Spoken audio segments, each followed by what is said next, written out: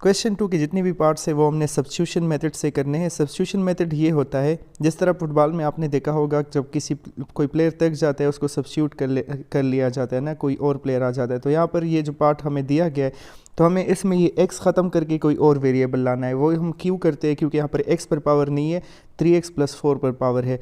तो हम इसी 3x + 4 को पुट कर लेंगे एक नए वेरिएबल z के बराबर, ठीक है। और फिर dx को भी ख़त्म करना है तो इसीलिए दोनों साइड का डेरिवेटिव ले लेंगे।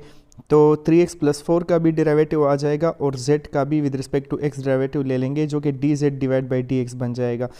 अब 3x का डेरिवेटिव 3 होता है और 4 कांस्टेंट नंबर का 0 हो जाएगा। तो हम dx यहाँ से मालूम कर लेंगे, वो हमारे पास इक्वल आ जाएगा dz/3 के, ठीक है। अब जब ये आ गया तो हम इक्वेशन नंबर 1 में पुटिंग कर लेंगे। 3x + 4 की जगह हमने z पुट किया था तो z⁻8 हो जाएगा और dx की जगह dz/3 आ जाएगा। सही है। अब ये 1/3 हम बाहर कर लेंगे। आप यहाँ देख रहे हो कि x कम्प्लीटली ख़त्म हो गया और इंटीग्रेशन हमारे पास z में आ गया। तो z⁻8 dz पर वो x⁻n वाला फार्मूला यूज़ कर लेंगे, मतलब पावर के ऊपर नीचे 1+ हो जाएगा। तो z⁻9/9 और प्लस c। और लास्ट स्टेप में ये मत भूलना कि z की जगह वापस अपनी वैल्यू लगानी है। 3 9 27 हो जाएगा और z⁻9 है तो 3x + 4⁻9 हम इसको लिख लेंगे, ठीक है। और प्लस c अपनी जगह पर लग जाएगा। तो ये हमारे पास सब्स्टिट्यूशन मेथड का तरीका है। अब जो पार्ट नंबर b है,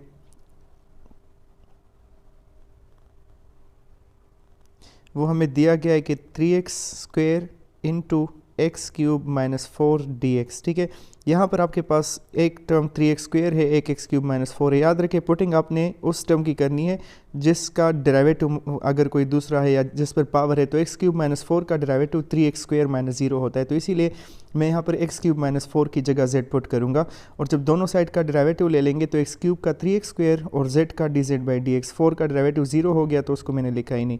तो dx बराबर आ जाएगा हमारे पास dz/3x² के, ठीक है। तो जब हम ये पुटिंग यहाँ पर कर लेंगे तो 3x² अपनी जगह पर और x³ - 4 की जगह z और dx की जगह आ जाएगा dz। अच्छा, यहाँ पर मैंने 3 के साथ x नहीं लिखा तो dz/3x था। 3x², वो 3x² इस तरफ दूसरी तरफ आ जाएगा। तो dx की जगह dz/3x² आ जाएगा। ये 3x² जो आपको नज़र आ रहे दोनों कट जाएंगे। तो हमारे पास, और ये याद रखें कि जब भी सब्स्टिट्यूशन में अगर ये x कम्प्लीटली ख़त्म नहीं हुआ पुटिंग करने के बाद तो हमारे सब्स्टिट्यूशन में कोई मसला होगा। फिर यहाँ पर कम्प्लीटली ख़त्म हो गया z dz और z का इंटीग्रेशन z² + 2 + c हो जाएगा। पावर के साथ ऊपर नीचे 1+। z की जगह वापस अपनी वैल्यू लगा लेंगे, यानी कि x³ - 4 लगा लेंगे। तो 1/2 x³ - 4 होल स्क्वायर + c, ये हमारे पास इसका आंसर आ जाएगा।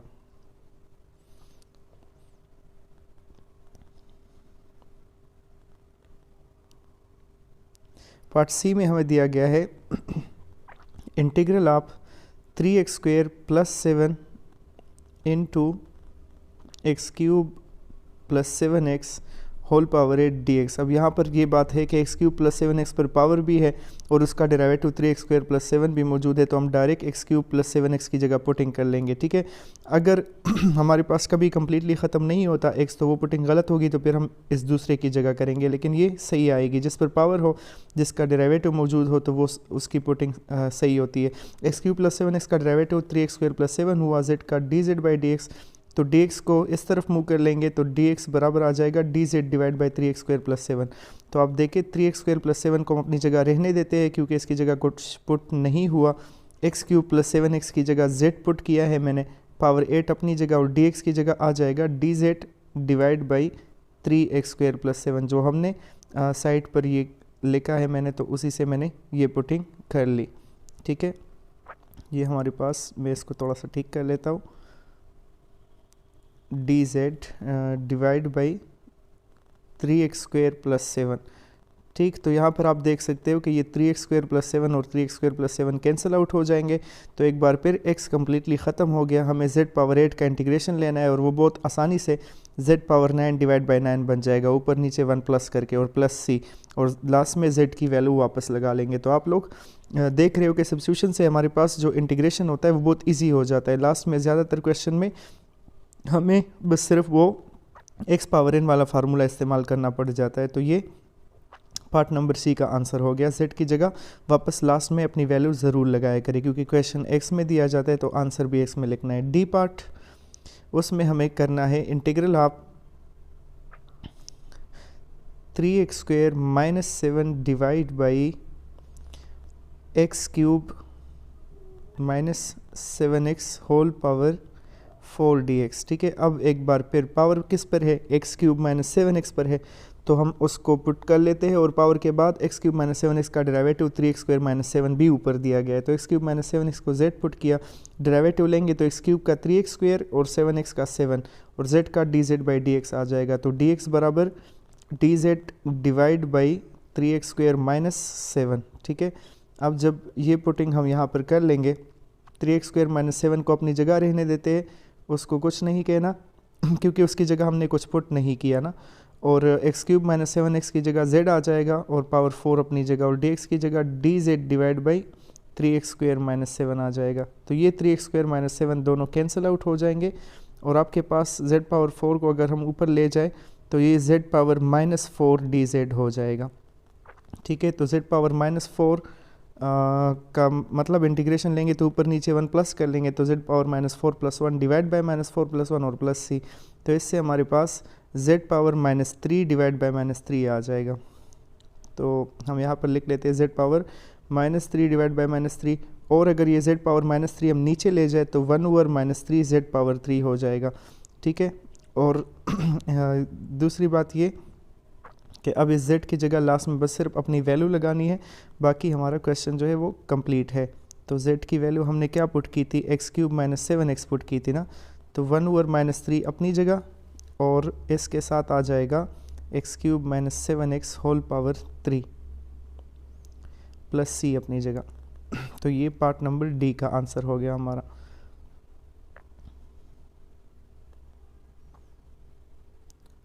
पार्ट नंबर ई हमें दिया गया है 60 डिवाइड बाई 3t² माइनस 7 और उस पर स्क्वायर रूट है और dt, तो स्क्वायर रूट का मतलब भी कि 3t² माइनस 7 पर पावर है 1/2, तो हम 3t² माइनस 7 को पुट कर लेंगे। 3t² माइनस 7 का डेरिवेटिव 6t भी ऊपर मौजूद है, दोनों साइड का डेरिवेटिव लेंगे तो 3t² का 6t हो जाएगा, 7 का 0 और z का dz बाई dt, मतलब विद रिस्पेक्ट टू t ले रहे हैं, यहाँ पर x की जगह t है, तो dt बराबर dz डिवाइड बाई 6t हो जाएगा। अब यहाँ पुटिंग कर लेते हैं तो 6t को अपनी जगह पर रहने दिया। ठीक है, नीचे स्क्वायर रूट z आ जाएगा क्योंकि 3t² माइनस 7 को हमने z पुट किया, और dt की जगह dz डिवाइड बाई 6t आ जाएगा, तो 60 को कैंसिल कर लेंगे और हमारे पास ये स्क्वायर रूट z जो है ना, इसको अगर मैं ऊपर ले आऊँ तो इसका पावर हो जाएगा -1/2, क्योंकि स्क्वायर रूट का मतलब 1/2 पावर होता है, तो z पावर -1/2 के साथ इंटीग्रेशन अगर हम लेंगे तो -1/2 के साथ ऊपर नीचे 1 प्लस हो जाएगा। तो इससे हमारे पास आ जाएगा z power -1/2 plus 1 divide by -1/2 plus 1 और प्लस c। ठीक है, तो ये -1/2 प्लस 1 से हमारे पास 1 आता है, क्योंकि 1 से हाफ माइनस करे तो हाफ रह जाता है, तो z power 1/2 divide by 1/2 plus c हो जाएगा। ये 1/2 पर आकर 2 बन जाएगा और z पावर 1/2 प्लस c अपनी जगह। लास्ट स्टेप में z की जगह वापस अपनी वैल्यू लगा लेते हैं, तो 2 अपनी जगह और 3t² माइनस 7 z की जगह लगा लेंगे, और 1/2 का मतलब स्क्वायर रूट होता है प्लस c। तो ये हमारे पास पार्ट नंबर ई का जो है वो आंसर बन गया। पार्ट एफ में इंटीग्रेशन हमें दिया गया है r पावर 1/3 प्लस 4 और इस पर है square root divide by r power 2/3 और dr। ठीक है, यहाँ पर भी r पावर 1/3 प्लस 4 पर पावर है 1/2, तो हम इस r पावर 1/3 प्लस 4 को पुट कर लेते हैं z के बराबर। ठीक है, दोनों साइड का डेरिवेटिव लेंगे तो r पावर 1/3 में डेरिवेटिव लेने से क्या होगा, पावर नीचे, पावर से 1 माइनस, और अगेन डेरिवेटिव आप r हमारे पास 1 होगा, लेने की ज़रूरत नहीं है, 4 का 0 बन जाएगा, और z का dz बाई dr, क्योंकि हम रिस्पेक्ट टू r ले रहे हैं, x की जगह r है, 1/3 से 1 माइनस कर ले तो 1 - 3/3 यानी कि -2/3 आ जाएगा, और डी आर हमारे पास बराबर ये 1/3 दूसरी तरफ जाकर मल्टीप्लिकेशन में आर पावर -2/3 उस तरफ चला जाए तो इसका पावर पॉजिटिव हो जाएगा, क्योंकि मल्टीप्लिकेशन डिवीजन में जाता है, डिवीजन मल्टीप्लिकेशन में, तो आर पावर -2/3 उस तरफ चला जाएगा तो सिर्फ इसका पावर पॉजिटिव कर ले तो ठीक है। पुटिंग करेंगे तो स्क्वायर रूट जेड नीचे आर पावर 2/3 अपनी जगह और डी आर की जगह 3r पावर 2/3 dz लगा लेंगे, तो r पावर 2/3 ऊपर नीचे कैंसिल हो जाएंगे, 3 को बाहर निकाल लेंगे और z पावर 1/2 का इंटीग्रेशन लेना है, स्क्वायर रूट का मतलब z पावर 1/2 हो जाएगा, तो z पावर 1/2 + 1 डिवाइड बाई 1/2 + 1 हो जाएगा। 1/2 + 1 से चूँकि 3/2 आता है तो मैं इसको डायरेक्ट 3/2 लिख लेता हूँ, उम्मीद है वो आपको क्लियर होगा।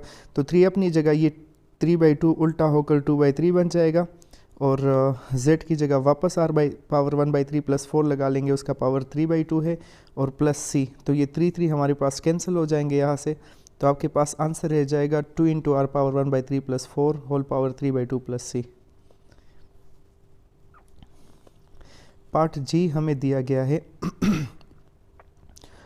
Integral of x + 3x² divide by square root x और dx। यहाँ पर थोड़ा सा मसला हो सकता है कि आप लोग को हो कि हम पुटिंग इसमें किसकी जगह करें, x² भी है, x भी है, स्क्वायर रूट x भी है।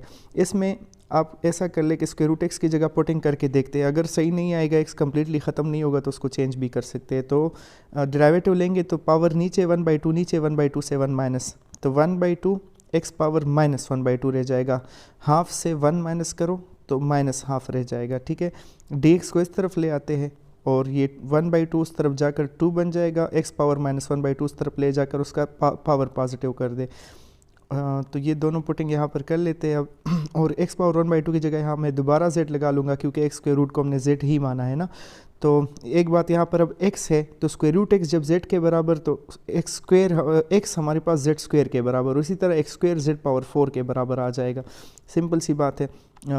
हम क्योंकि पूरे x को ख़त्म करने इसलिए ऐसा कर रहा हूँ, नीचे स्क्वायर रूट x की जगह भी z, तो ये z और z कैंसिल हो जाएंगे, तो हमारे पास 2 बाहर निकल जाएगा, 2z² dz, और ये जो 2 है 3 के साथ मल्टीप्लाई हो जाए तो दूसरे से 6 बाहर चला जाएगा, तो 6 और z पावर 4 dz हो जाएगा। तो अब ये कम्प्लीटली z में हो गया, तो z² का integration z power 3 divide by 3 और z पावर 4 का इंटीग्रेशन हमारे पास आ जाएगा z पावर 5 डिवाइड बाई 5, क्योंकि ऊपर नीचे हम 1 प्लस करते हैं।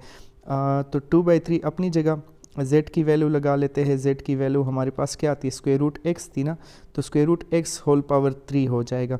अब यहाँ पर एक और बात, अगर आपको इसको और सिम्प्लीफाई करना है तो x का पावर एक 1/2 है और 3 है, तो इसका होल पावर 3/2 हो जाएगा, और दूसरे में स्क्वायर रूट x पावर 5 है तो इसको आप x पावर 5/2 भी लिख सकते हैं।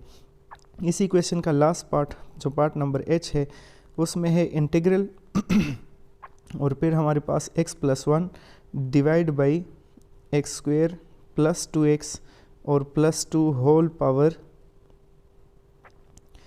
2 dx है, ठीक है। तो पावर किस पर है, x² + 2x + 2 पर है, तो इस x² + 2x + 2 को हम z के बराबर पुट कर लेंगे, फिर डेरिवेटिव लेंगे तो x² का डेरिवेटिव हमारे पास बराबर आ जाता है 2x के, 2x का डेरिवेटिव बराबर आ जाएगा 2 के, और 2 का डेरिवेटिव 0 है तो इसको लिखने की ज़रूरत नहीं, तो z का dz बाई dx आ जाएगा, तो dx बराबर dz डिवाइड बाई, ये 2x + 2 से हम 2 कॉमन भी कर लेंगे तो बाद में कटिंग हो जाएगी, आसानी हो जाएगी, तो 2 × x + 1 उसको लिख सकता हूँ।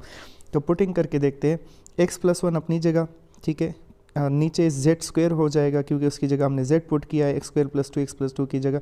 चलो अब मैं यहाँ पर ऐसे ही लिख लेता हूँ, नेक्स्ट स्टेप में कर लेते हैं और dx बराबर dz डिवाइड बाई 2 × x + 1, ठीक है। तो x + 1 दोनों कैंसिल आउट हो जाएंगे, तो हमारे पास क्या रह जाएगा 1/2 बाहर, ठीक है, और